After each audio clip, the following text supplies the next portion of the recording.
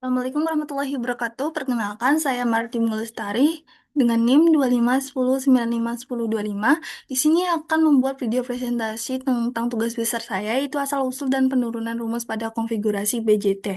Itu yang pertama, itu ada di tabel 5.1.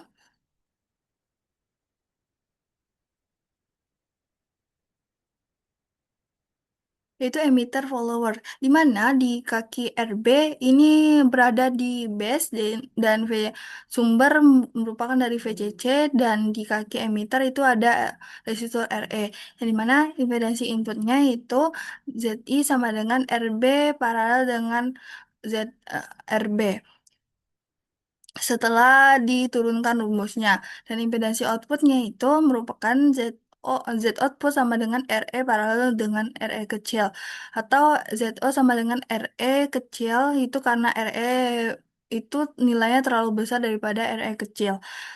Dan ini melalui turunan juga, yaitu penguatan tegangan selanjutnya itu V output sama dengan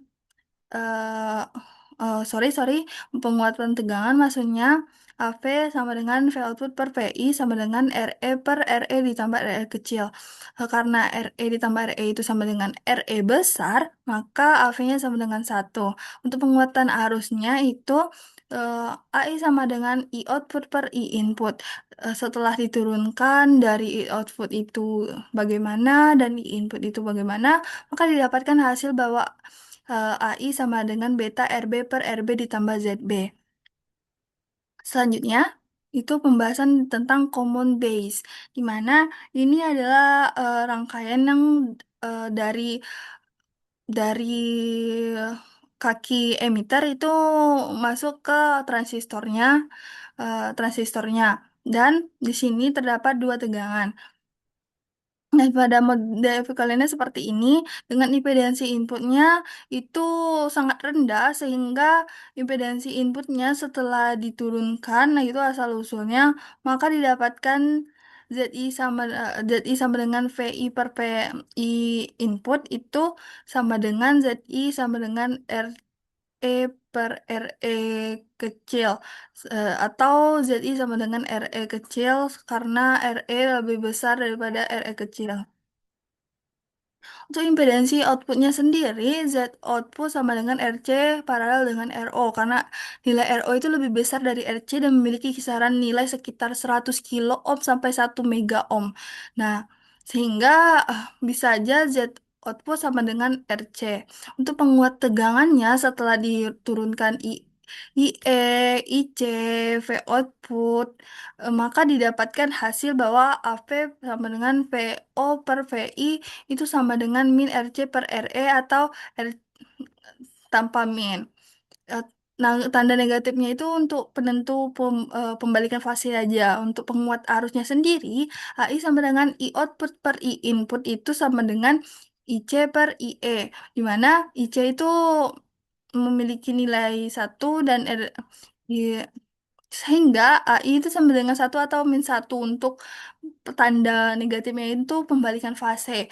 Terus selanjutnya itu penjelasan tentang kolektor feedback. Ini mana ini pada rangkaian terdapat resistor feedback itu di sini, dan pada maaf, pada kolektor itu terdapat resistor RC, dan balik lagi sumber arusnya itu VCC. Sehingga ketika dibuat rangkaian sebuah signal ini terbentuk seperti ini.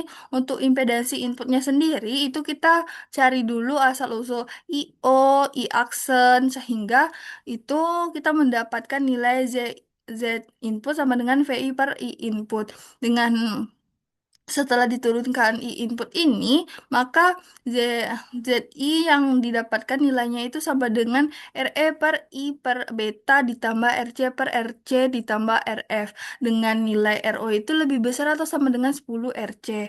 Untuk impedansi outputnya itu ketika VI sama dengan 0, maka IB sama dengan 0, sehingga Z output sama dengan RC paralel dengan RF. Untuk penguat tegangannya sendiri itu kita cari dulu turunan V output. Itu setelah itu kita dapatlah nilai bahwa AV sama dengan V output per V input itu sama dengan min RC per RE dengan eh, maaf, ini min RF per RC ditambah RF dikali RC per RE. Itu dengan min RC per RE itu dengan RF per RC tambah RF sama dengan satu. Jadi hasilnya begini. Untuk RF itu lebih besar dari RC. Selanjutnya itu ada penguatan arus yang dimana AI itu sama dengan I output sama dengan per I input. Sehingga didapatlah RF per RC. Dengan RF itu lebih besar atau sama dengan beta RC. Terus selanjutnya itu pembahasan tabel 5.2 pada konfigurasi 4 itu terdapat rangkaian seperti ini, di mana transistor BJT ini merupakan konfigurasi common base, yang dimana dalam kasus ini terminal base dihubungkan ke arah ground dan input dimasukkan dari terminal emitter dan output terdapat dari terminal kolektor. Sehingga pada model ekivalennya itu seperti ini, dengan impedansi inputnya setelah kita cari R Apromax hybrid, maka impedansi inputnya itu dilihat dari sumber sinyalnya. Untuk impedansi outputnya sendiri sama kayak impedansi input, RE itu dicari RE Apromax hybrid, dan ketika di didapat itu Z output sama dengan RC, eh, dan ketika RO-nya termasuk, Z output sama dengan RC paralel dengan RO. Z output ini dilihat dari sisi tanpa RL ya, tadi outputnya ini nggak ada. Eh, Itu penguat tegangan. Selanjutnya penguat tegangan itu kita cari dulu turunan dari VO, IC, maka didapatkan AV sama dengan V output per I output itu maka sama dengan min RL paralel dengan RC paralel dengan RO per RE jika RO-nya tidak diabaikan. Kalau diabaikan RO-nya itu dihilangin. Untuk model hybridnya hampir sama itu, tapi cuman ada beda dikit di eh, min HFE RC paralel dengan RL HIB per HIB.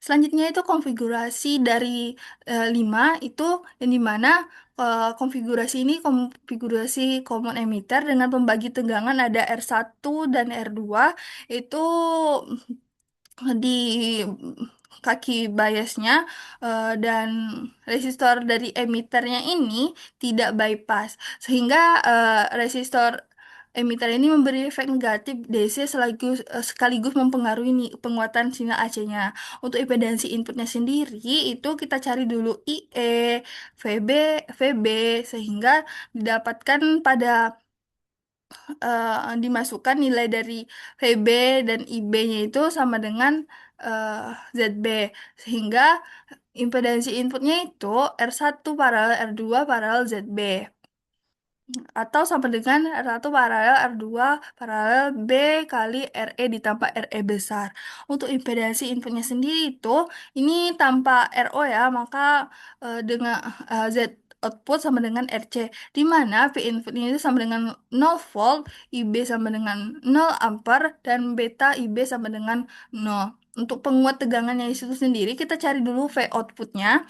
Itu setelah mendapatkan V output, kita cari V inputnya juga, maka AV sama dengan V output per PI, yaitu di mana hasil akhirnya setelah kita masukin nilainya itu min RE paralel maaf, RC paralel dengan RL per RE ditambah RE besar.